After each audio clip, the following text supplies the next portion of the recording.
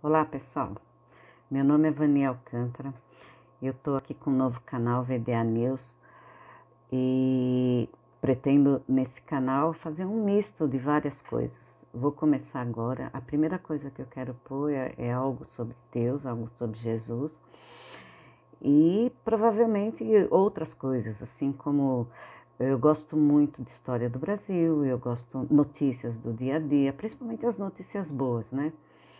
Então, eu estou iniciando agora e eu quero iniciar com essa passagem, né, de Jesus que eu vou falar para vocês. Então, eu agradeço muito vocês já de antemão que estão vendo isso daí e vamos começar. No final a gente continua batendo um papo. Então, vamos lá. O que eu vou passar para vocês é a verdade e a fé. Isso eu encontrei, é um texto do livro de Urântia. Aqui, que pequenininho, né? E esse livro de Urântia é uma obra da Fundação Urântia. Ela foi traduzida do inglês em 1955, né? E eles se baseiam na vida do planeta, nos universos, nos superuniversos, né? Na vida de Jesus, com relatos, né? Da vida de Jesus. Então, eu tenho essa passagem aqui que eu acho muito legal, pelo menos para mim faz muito sentido.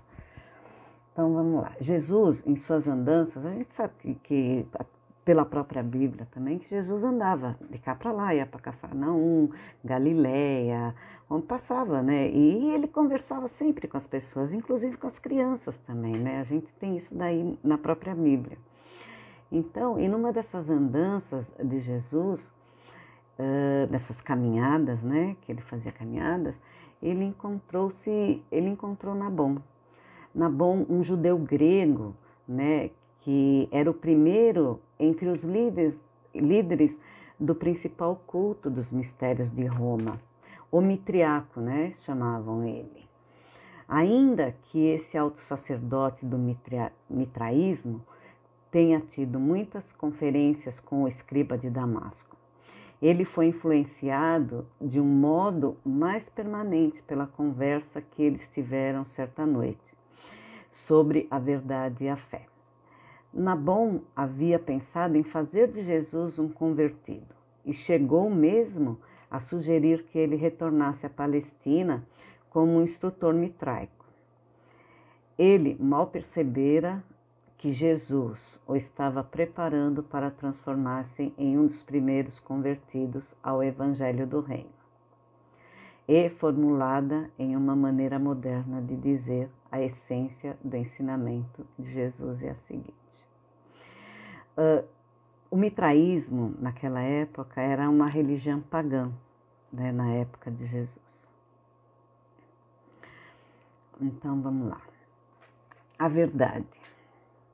A verdade não pode ser definida por palavras, apenas vivendo-a, né? A verdade é sempre mais do que conhecimento. O conhecimento é pertinente às coisas observadas, mas a verdade transcende esses níveis puramente materiais, no sentido em que ela se harmoniza com a sabedoria e abrange coisas imponderáveis, tais como a experiência humana e mesmo a realidade espiritual e viva, né? Aqui eu acho muito interessante, né? A verdade, porque você tem que estar dentro, você tem que experimentar, você tem que saborear, você tem que sentir, né? Eu acho que é mais importante, você tem que senti-la, né? O conhecimento tem origem na ciência, a sabedoria na verdadeira filosofia, a verdade na experiência religiosa da vida espiritual. O conhecimento lida com fatos, a sabedoria com as relações, a verdade com os valores da realidade. O homem tende a cristalizar a ciência, a formular a filosofia e dogmatizar a verdade, porque ele é mentalmente preguiçoso, porque tem de ajustar-se às lutas progressivas da vida e, ao mesmo tempo, tem também um medo terrível do desconhecido. O homem natural é lento para dar início às mudanças dos seus hábitos de pensar, de suas técnicas de viver. Nisso eu concordo, né, com essa fala de Jesus, porque eu acho que somos mesmo. Todos nós temos medo do desconhecido, né? Todos nós temos medo de dar um passo, porque não sabemos o que tem lá na frente, né? E isso, para mim, é complicado, é errado, né? Não é que é errado, eu acho assim, quando a gente tem medo, a gente nega a vida. Eu sempre disse isso, né? Ter medo é negar a própria vida. Então, e a gente é bem isso mesmo, né? A gente é lento, a gente tem medo de dar um passo, tem medo de ir para frente, né? Então, vamos continuar. A verdade revelada, a verdade pessoalmente descoberta, é o supremo deleite da alma, né? Quando você descobre a verdade, né? Você fica assim, é uma coisa boa, né? Uma grande satisfação, né?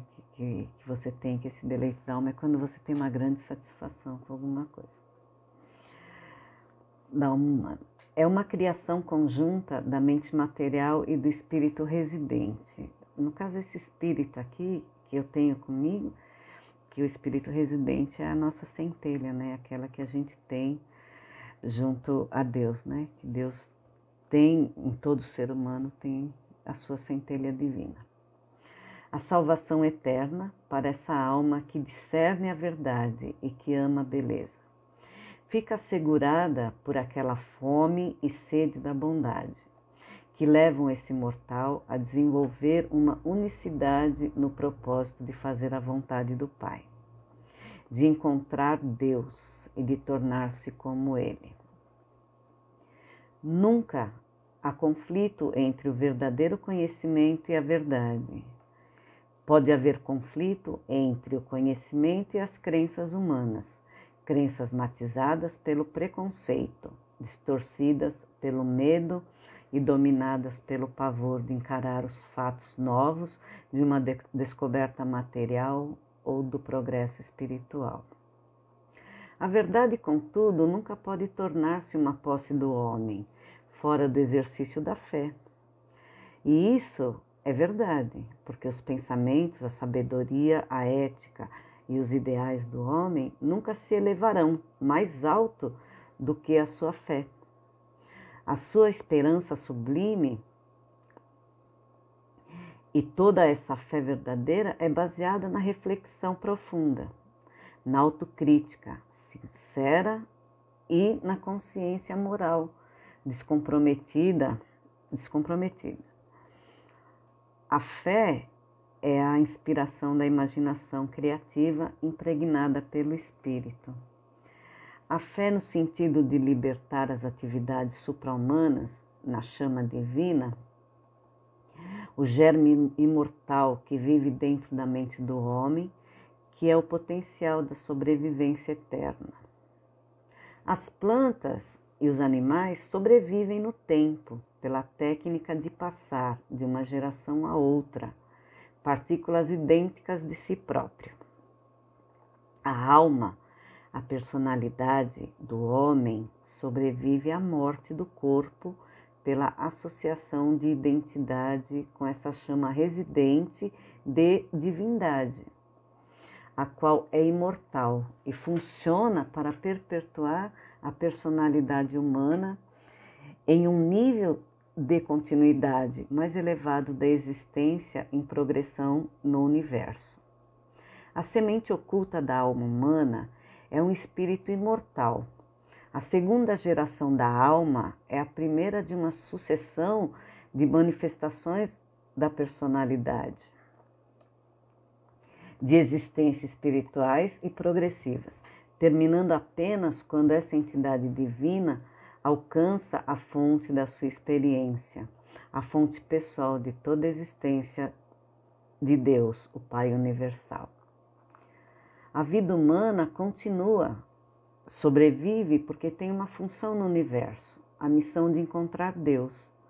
A alma do homem, ativada pela fé, não pode parar antes de atingir essa meta de destino. Uma vez atingida essa meta divina, a alma não pode jamais acabar por ter se tornado como Deus, eterna, né? A evolução é uma experiência de escolha crescente e voluntária da bondade, acompanhada de uma diminuição e progressiva da possibilidade do mal. Com a realização da finalidade da escolha pela bondade e por completa capacidade para apreciação da verdade, vem à existência uma perfeição de beleza, de santidade, cuja retidão inibe eternamente a possibilidade da emergência, até mesmo do conceito do mal potencial.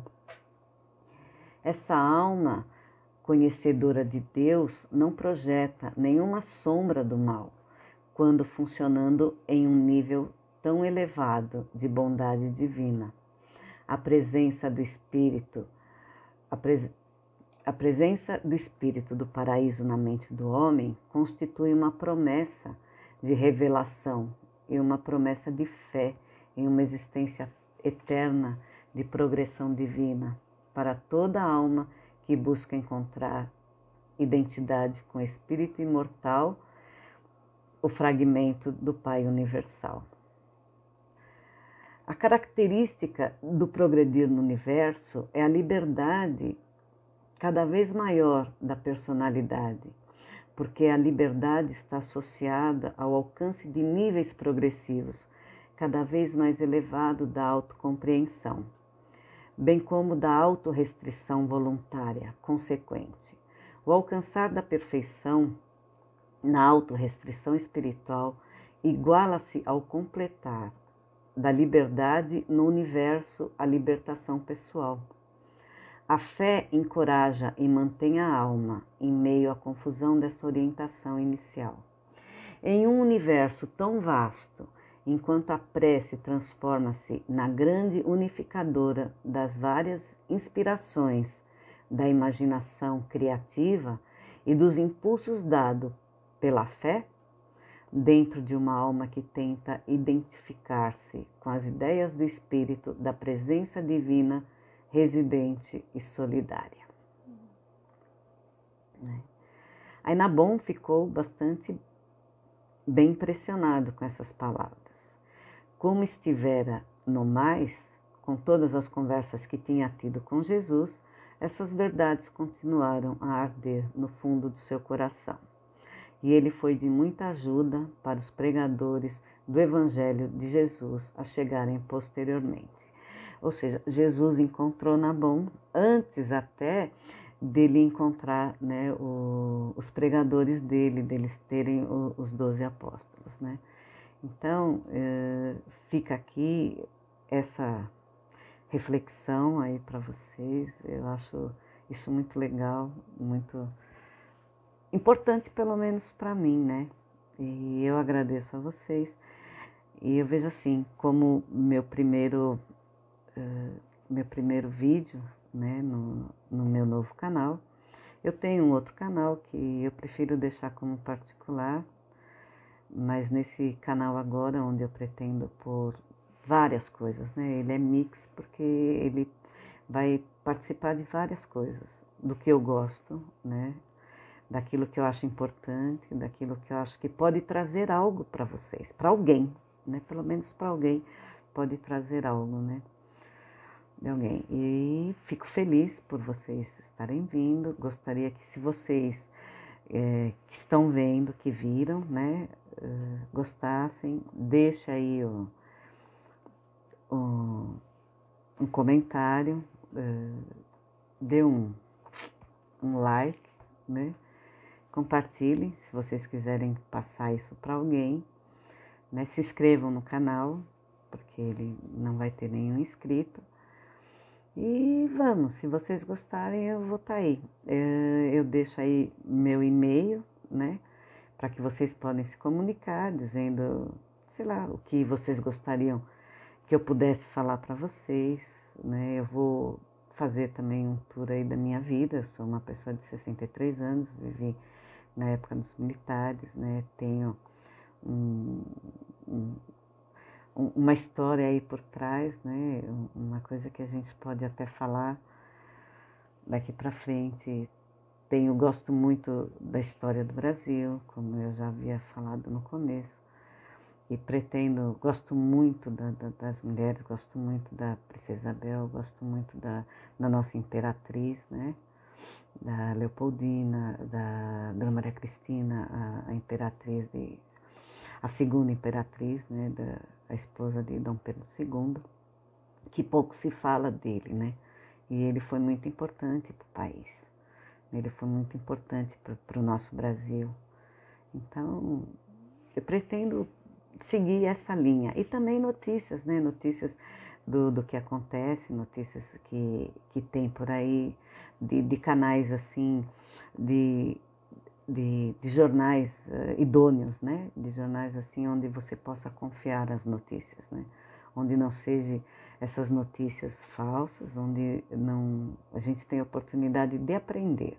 Na verdade, eu também estou aprendendo e gostaria de aprender junto com vocês. Fica aqui o meu abraço para todos, fica aqui o meu carinho, né? Espero que vocês gostem, deixem aí um comentário e possamos nos ver outras vezes. Se gostar, se inscreva, né? E dê o like, que isso é importante. E mande um e-mail que a gente pode, quem sabe, eu e você podemos fazer um livro com tudo isso que a gente acha, que a gente pensa, né? Porque não é só eu, mas várias pessoas também podem mandar e dizer, olha, é assim, mandar sua história. Mande sua história, vamos preparar um livro daquilo que você vê, daquilo que você sente, daquilo que você está passando hoje, né? Com toda essa mudança, porque nós estamos numa transição muito grande, numa mudança enorme, enorme de paradigma. Nós estamos sendo suprimidos, nós estamos sendo sufocados, né? Então, quem sabe nós podemos deixar algo aí para as pessoas. É nisso que eu estou preocupada. Eu agradeço a todos vocês, até uma próxima e Deus abençoe a todos.